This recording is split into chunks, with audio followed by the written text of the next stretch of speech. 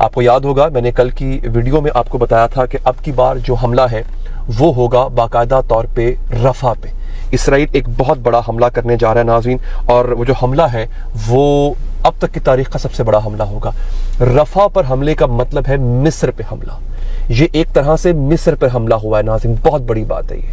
اور جو دوسری بڑی خبر ہے وہ یہ ہے کہ ایران اور سعودیہ ایک ہو چکے ہیں. مجھے سعودی عرب سے بہت شکایتیں ہیں, خاص طور پہ یہ کہ حج کے دوران آپ غزہ کے لیے دعا نہیں کر سکتے, آپ غزہ والوں کے لیے دعا نہیں کر سکتے, آپ کسی ریلی میں یا وہاں پہ فلسطین کا جھنڈا آپ نہیں لہرا سکتے سعودی عرب میں. یہ شکایتیں ہیں میری. لیکن اس کے برعکس سعودی عرب کو اپنی سالمیت کے مسائل بھی درپیش ہیں.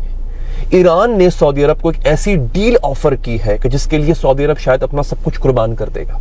اور اس سے ایک اور بات بھی ثابت ہوگی ہے کہ ایران کے پاس وہ طاقت ہے جس طاقت کو وہ بہت عرصے سے چھپائے بیٹھا تھا. تو دوستو, ایران کی طرف سے اس آفر کا مطلب یہ ہے کہ سعودی عرب اور ایران اگر اس ڈیل کی وجہ سے ایک ہو جاتے تو یہ مسلم امہ کے نہیں, یہ اوورآل دنیا کے سب سے طاقتور ترین ملک بن جائیں گے دنیا کے.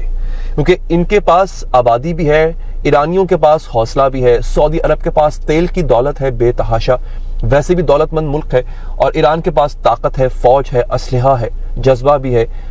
عربوں کے پاس تھوڑے جذبے کی کمی ہے. تو جب یہ مل جائے گا سوچئے تو پھر معاملات کہاں سے کہاں پہنچ جائیں گے. ایک تو ناظرین یہ تو دوسری بڑی خبر ہے جو کہ میں آپ کو دے رہا ہوں. تیسری بڑی خبر ناظرین کیا ہے کہ ان کی تفصیلات میں آپ کو بتا دوں گا کہ مصر کے ساتھ بہت بڑا ہینڈ ہو گیا ہے. مصر نے 1900 اگر میں غلط نہیں ہوں تو 79 یا 89 میں, میرے پاس ابھی آ جائے گی پوری ڈیٹیل, ایک ڈیل کی تھی اسرائیل کے ساتھ جس کا نام تھا کیمپ ڈیوڈ ایکارڈز. اس کی دھجیاں اڑا دی اسرائیل نے کل رات.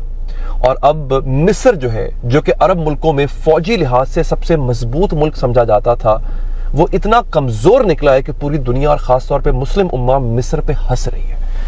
پہلے تو کمزوری ان کی یہ تھی نا کہ انہوں نے غزہ والوں کی کوئی مدد نہیں کی, یہ تو سب سے بڑی کمزوری ہے ان کی.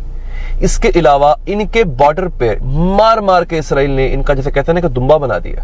اس کے باوجود مصر کچھ نہیں کر سکا, ایک گولی تک فائر نہیں ہوئی ہے مصر کی طرف سے. اس کی تفصیل بھی میں آپ کو دوں گا. دوستو, آخر میں بات کرتے ہیں ترکی کی. ترکی نے آج سے چند روز پہلے, میں نے ہی اپنے ویلاگ میں خبر آپ کو دی تھی, ترکی نے آج سے چند روز پہلے اسرائیل کے ساتھ تمام تجارتی معاہدے ختم کر دیے تھے, جس سے ترکی کو تقریباً 10 ارب ڈالر کا نقصان ہوا تھا. اس نے کہا کوئی بات نہیں, نقصان برداشت کر لیتے.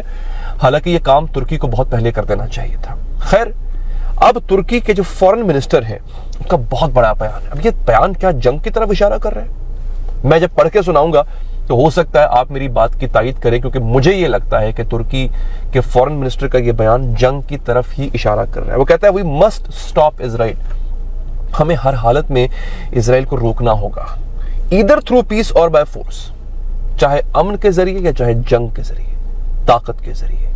یعنی ترکی اس بات پر آمادہ ہے کہ اگر اسرائیل کے ساتھ جنگ کرنا پڑی تو ہم جنگ کرنے کے لیے تیار ہیں. حالانکہ پرسنلی میں ترکی کی باتوں پہ اتنا یقین نہیں کرتا ویسے, کیونکہ انہوں نے بہت دھوکہ دیا مسلم امہ کو.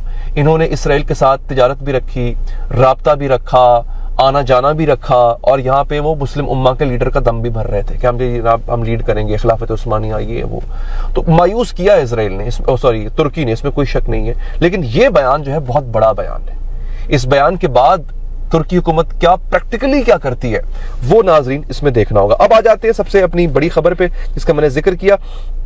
ایران چیف, نیوکلیر چیف, انہوں نے کہا ہے کہ اگر سعودی عرب مانتا ہے, اگر سعودی عرب اس بات پہ آتا ہے تو ہم سعودی عرب کو نیوکلیر ٹیکنالوجی دینے کے لیے تیار ہیں.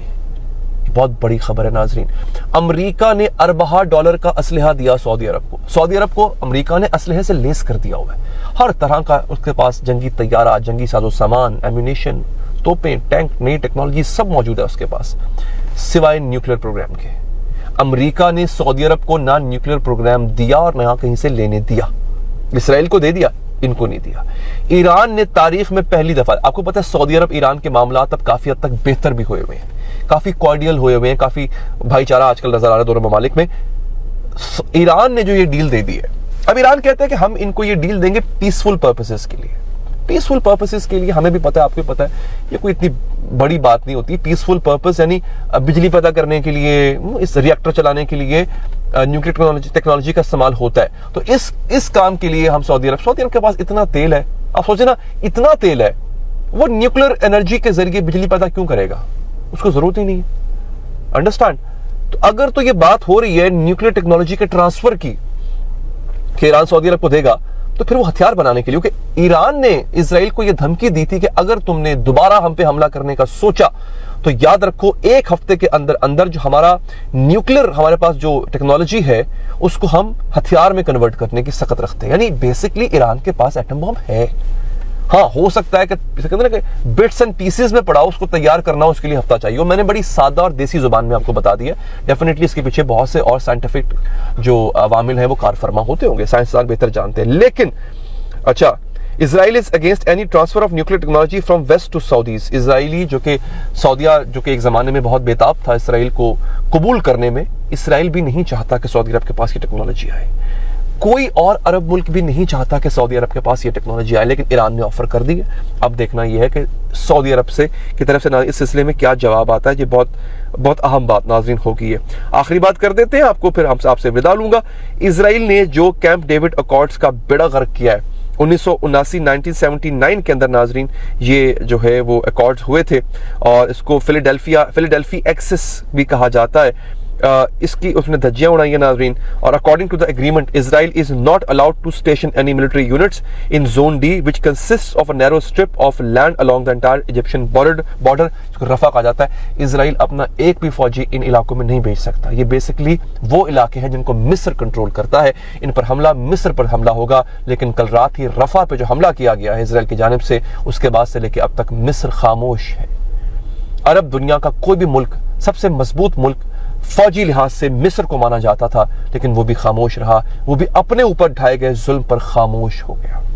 यह हालत है नाज़रीन इस वक्त मुसलमानों की। एक मुल्क है सिर्फ ईरान जिसमें इतना तप्पड़ है, जिसमें इतनी जुर्रत है कि उसने इसराइल पे हमला